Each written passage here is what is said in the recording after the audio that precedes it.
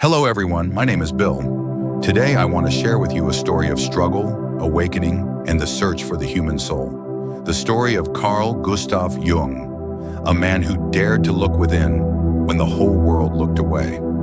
Carl Jung was born in Switzerland in the year 1875. He was a quiet and observant child, often lost in thought, often alone. While others played, he listened to the silence of nature, watching light dance through the trees and wondering what it meant to be alive. His father was a pastor and religion surrounded his childhood. But young Carl questioned the meaning behind the words he heard in church.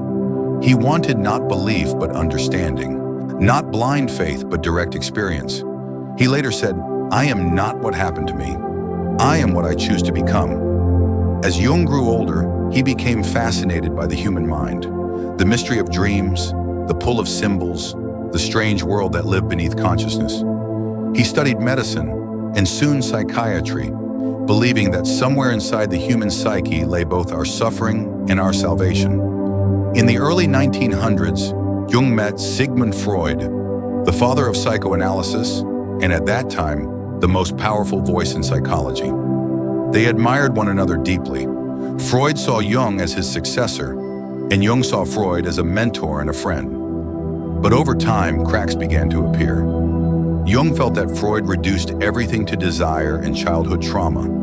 To Jung, the mind was more than that. It was spiritual, mysterious, and deeply symbolic. Freud believed the unconscious was only a dark pit of repression. Jung believed it was also the source of creativity, wisdom, and divine energy.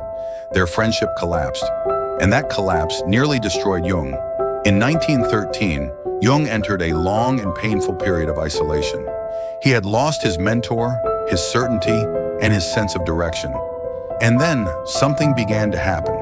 He started seeing visions, rivers of blood flooding across Europe, a great sea swallowing cities, snakes of fire crawling through his dreams. He feared he was going insane. But soon after, World War I began, and Jung realized his visions were not madness, but a mirror of the collective human soul. He later wrote, "People will do anything, no matter how absurd, to avoid facing their own souls." This was his confrontation with the unconscious. For years, Jung withdrew from public life.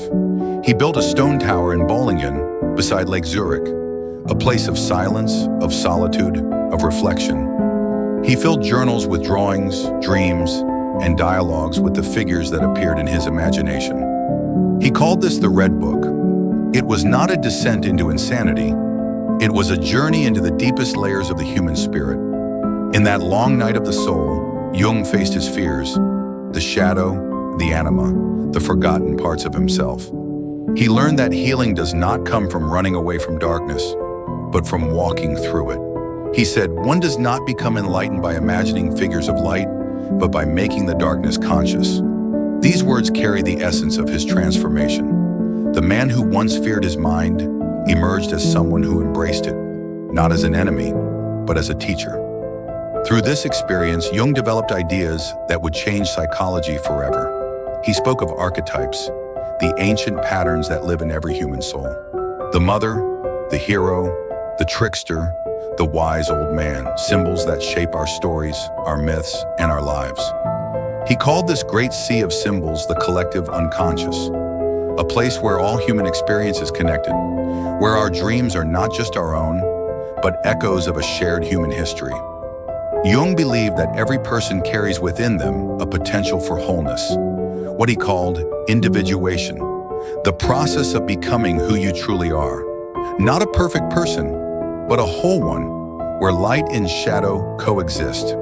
He said, "Until you make the unconscious conscious, it will direct your life, and you will call it fate." Jung's life reminds us that suffering is not a punishment, but a passage, that sometimes we must lose everything to find what cannot be taken away. In his solitude, he discovered that every wound can become a door to wisdom, and that the soul, once broken, can become more complete than before.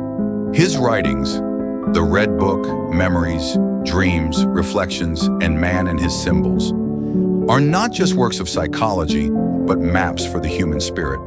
They remind us that truth is not found outside, but within the quiet depths of our own being. He once said, "Your vision will become clear only when you look into your heart. Who looks outside, dreams. Who looks inside, awakens." Through Jung's story, we learn that darkness is not the opposite of light. It is its birthplace. That when life collapses, something deeper begins to form. And when we stop running from ourselves, we finally begin to heal.